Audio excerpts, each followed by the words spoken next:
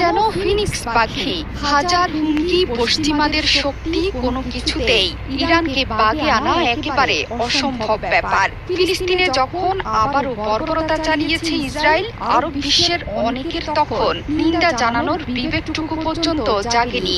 ঠিক তখনই প্রথম প্রতিরোধটা আসে ইরানের বলয়ের এক শক্তির কাছ থেকেই। ইয়েমেনের প্রতিরোধ আন্দোলন তো ইরানি আদর্শেই উজ্জীবিত, যাদের মিসাইলে কেঁপে উঠেছিল ইসরায়েল। ইয়েমেনের পাশাপাশি গাজা এবং লেবানন থেকেও ইসরায়েলের দিকে ছুটে আসছে মিসাইল ঝড়। ইয়েমেনের প্রতিরোধ গোষ্ঠীর ব্যাপারে ভীত সন্ত্রস্ত মার্কিন প্রেসিডেন্ট ডোনাল্ড ট্রাম্প ইরানকে হুঁশিয়ারি দিয়ে বলেছেন, এই সংগঠনের যে কোনো হামলার জন্য ইরান দায়ী থাকবে। ইরানের উপর চাপ বাড়ানোর পদক্ষেপের অংশ হিসেবে